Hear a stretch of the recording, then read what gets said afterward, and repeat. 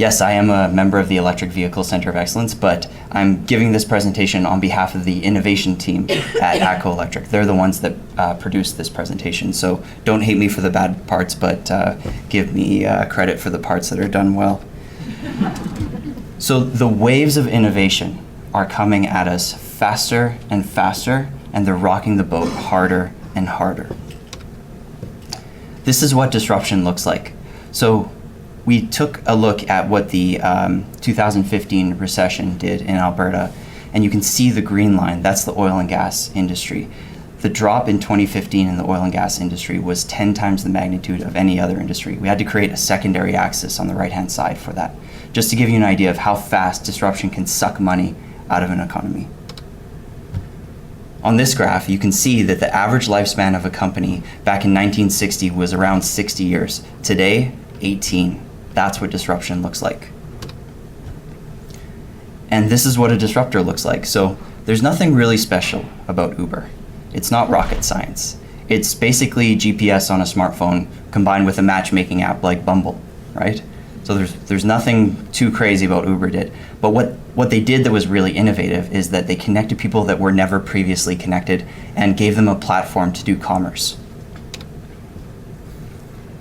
This is kind of cliche to show, but it just proves that we are increasingly in a world where assetless companies are becoming monumentally valuable.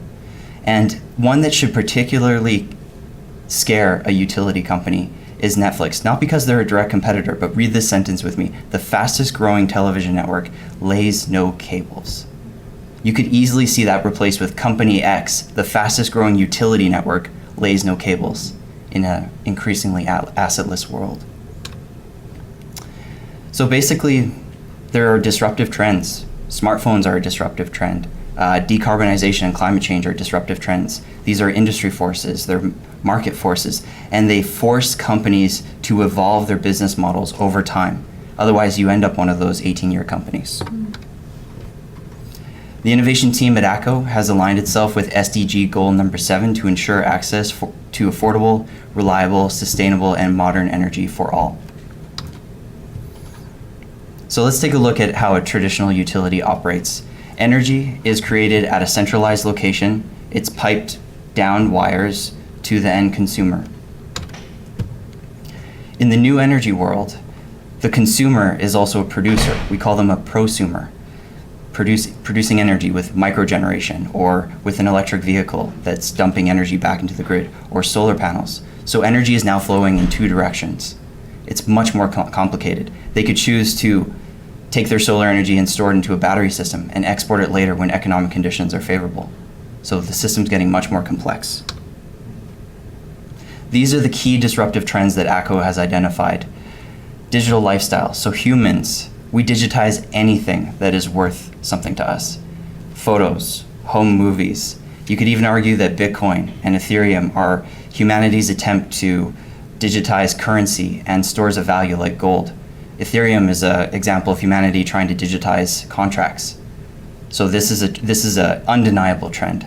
New economic models like Uber, peer-to-peer sharing economy models like Airbnb, and exponential technologies. So solar, batteries, electric vehicles, IoT devices, they're all taking off at an exponential rate. So the key for ATCO is to identify how we can extract value from these key trends.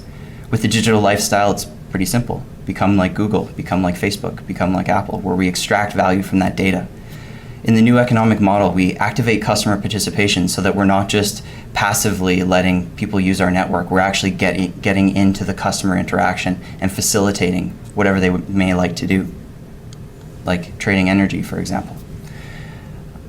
And reducing carbon footprint. This is just an undeniable trend. So basically you bid on a project and do that project, installing solar farms or batteries.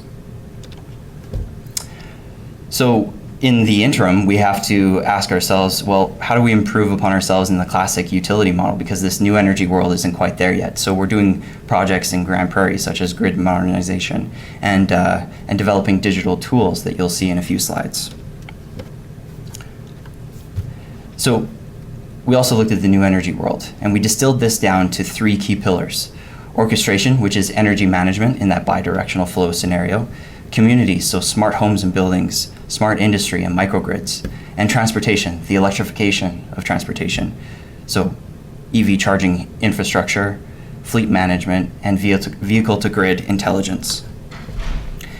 We took these 3 key pillars and we mapped them on a timescale to achieve a 2030 goal of a decentralized grid orchestration platform with prosumers. And I won't go into each and every lane here, but suffice to say that we've mapped out the key elements and how things need to progress to get to that 2030 goal. Just to touch on the, one second. So really, a utility is a commodity company for electrons. And if we're approaching an increasingly assetless world, then we need to map out the data sources and the data sets, who they belong to, and who they might be valuable to. And so we've done that with the community's key pillar. These are the array of technologies that will be used in the new energy world. And I don't want to spend too much time on this slide, but I will say that we are seeing in regulatory environments outside of Alberta, before the regulator would be very prescriptive. They would say, utility, you do this, this, and this, and you don't do these things. And consumer, you do this, this, and this, and you don't do these things. We're seeing the regulatory world become much more of a gray area, and that's where the disruption is happening. This is a GIF of our outage prediction tool. So it predicts weather-related outages within a 36-hour time window with an 85% accuracy in in ATCO's service territory. And we built this tool with a machine learning algorithm and our outage data from the past decade. This is a glimpse at our electric vehicle portfolio, things that we're working on. We've also built a smart home of the future. This intelligent home does energy management, and it integrates different energy resources such as solar, batteries, and electric vehicles to interact with the smart grid of the future and to maximize the value of a smart home for customers. We've also developed a microgrid lab within NAIT for us to test out different distributed energy resource technologies and controlling them. I want to switch gears a little bit right now and talk about the ATCO innovation engine.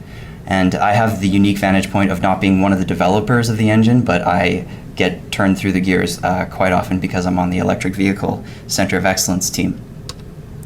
And what I really want to highlight here is that innovation is not about shiny new technology. And our electric vehicle group, we find that we think we have the right plan and the right solution.